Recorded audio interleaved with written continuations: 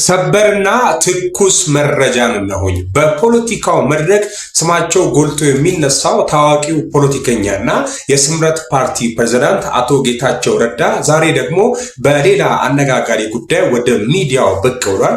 ጉዳዩ ግን ፖለቲካ ሳይሆን የእግር ኳስ ነው። የለንደኑ ክለብ አርሰናል ያስመዘገበውን የዋንጫ ድል ተከትሎ አቶ ጌታቸው የተሰማቸውን ከፍተኛ ደስታ ብራቮ አርሰናል በማለት በይፋ ገልጿል።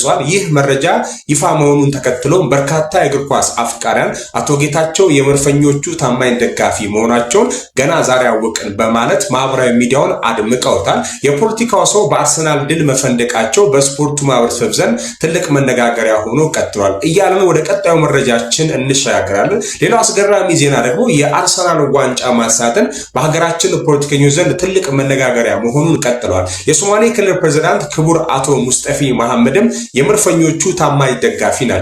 ክለቡ ዋንጫውን በመብላቱ የተሰማቸውን ደስታ ሲገልጹ አርሰናል ላለፉት በርካታ ዓመታት ያለ ዋንጫ ቢቆይም ማራኪና ውብ የሆነ ጨዋታን ሲያሳይ የነበረ ምርጥ ክለብ ነው። እንዲያውም በወቅቱ እድል ስላልቀናው ነው እንጂ አርሰናል ሁልጊዜም ጠንካራና ተወዳጅ ክለብ ነው። ዘንድሮ ግን ዋንጫውን ማንሳት ፍጹም ለሱ ተገቢ ነው በማለት ለመላው የአርሰናል ቤተሰብ እንኳን ደስ አላችሁ የሚል መልእክትን አስተላልፈዋል። የሀገራችን ታዋቂ መሪዎች እንዲሁ በየተራ የአርሰናል ደጋፊ መሆናቸውን ይፋ ማድረጋቸውም ዛሬ በማህበራዊ ሚዲያ ላይ የእግር ኳስ አፍቃሪያንም በደስታ እንዲፈነጥዙ አድርጓቸዋል። እናንተ ውድ አድማጮቼ ያያችሁት የሰማችሁት የሀገራችን የፖለቲካ ሰዎች ስለ እግር ኳስ ያወሩት ካለ ኮሜንት ሴክሽን ላይ አናግሩኝ። እኔ ጎሳዬን በሌላ መልኩ አይቻለሁ። ጎሳዬም አርሰናል ደጋፊዎች እና ትኩስ መረጃን ነው።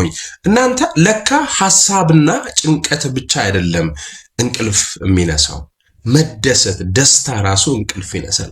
የመድፈኞቹ የደስታ ማዕበል አርሰናል ድንቅ ድሉን በዚህ ሰዓት እንግዲህ በመላው ዓለም እያከበረ ይገኛል።